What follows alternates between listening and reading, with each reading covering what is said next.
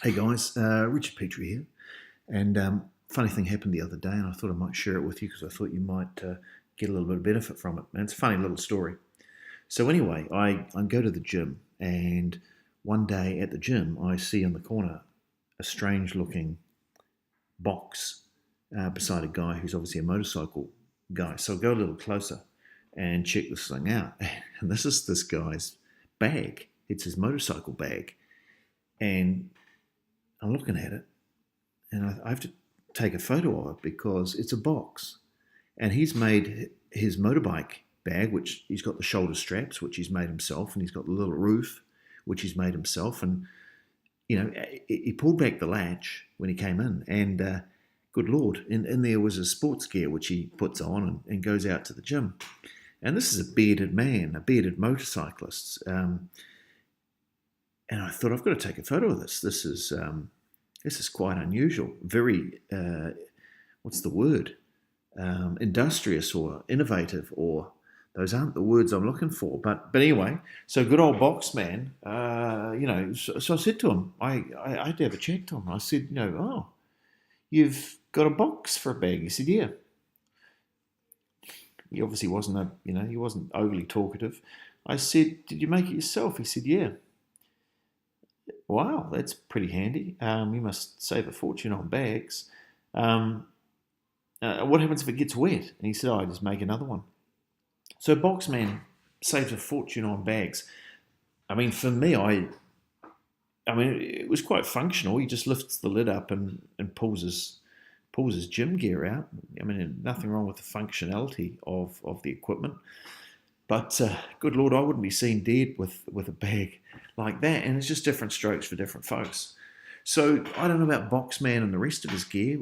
I suspect his boots and jacket, he may have found some sort of a brother or he borrowed them off, or I'm not sure. Or maybe he spent a lot of money on that stuff. But the point is, we know that top 20% of the clients typically in any market will spend 80% of the money. And these are what people you normally want to target for obvious reasons, right?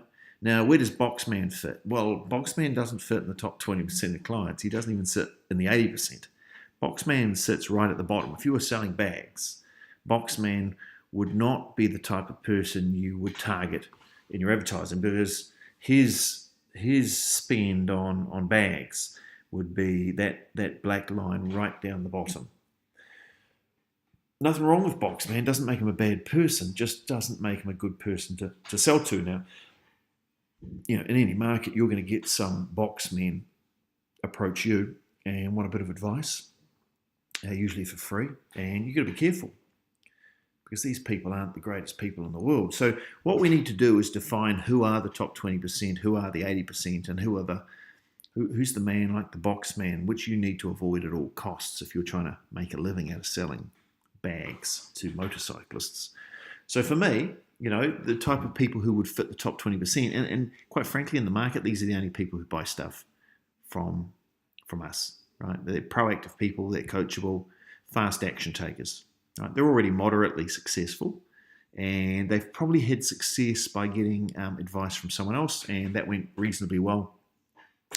And they're okay about spending money getting on advice from us. So those are the type of top 20%.